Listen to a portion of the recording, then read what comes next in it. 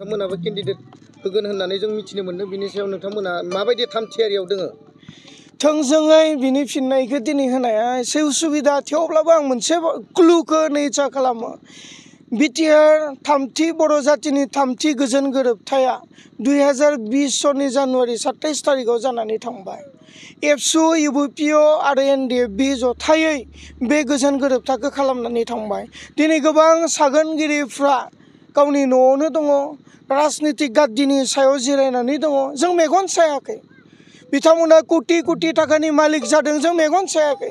रायजोखौ सिबिनो हादों हायाखै जों बुंनो थाङाखै नाथाय रायजो राजाया दिनैनि तारिखआव मोनसे बुस्थुखौ हास्थायदों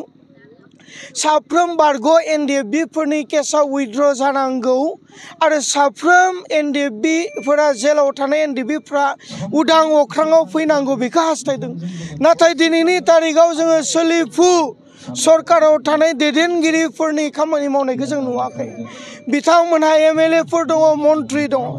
आरो जि जोंनि बिटिसि खुंथायनि गोहोआव दङ बेनि अनगायैबो जि अपोजिशन पार्टी दङ बिथांमोनाबो 3 एमएलए दङ बर'नि थै गोनां एमएलएफोर दङ दिनै बिथांमोना जेन जेलाव थानाय एनडिएफबिफोरखौ उदां खालामनांगौ थार्ड बड' एकट शान्ति सुक्तिखौ सन्मान होनानै एसेम्ब्लियाव फंसेबो बुंनाय बाथ्राखौ दिनै बर' रायजो राजाफ्रा नुवाखै सम दंबावो एसेम्ब्लिया दंबावो बुंबावगोन ना बुंबावा जों मोनथिया नाथाय बुंनो थाखाय दिनैनि नैबे मासियाव आङो एपिल खालामगोन जे बिथांमोना जेलाव थानाय एनडिएफबिफोरखौ उदां खालामनांगौ होननाय एसेम्ब्लियाव एपिल खालामना मोनसे बिथांमोना बिल सेसनाव लाबोनो हायो नामा आं एपिल खालामगोन आरो जुदि हाथाराब्ला फैबाय थानाय समाव रायजो राजाया बे खामानिखौ मावनो जोंखौ स्कप होनो नांगौ आं बेखौसो खावलायगोन।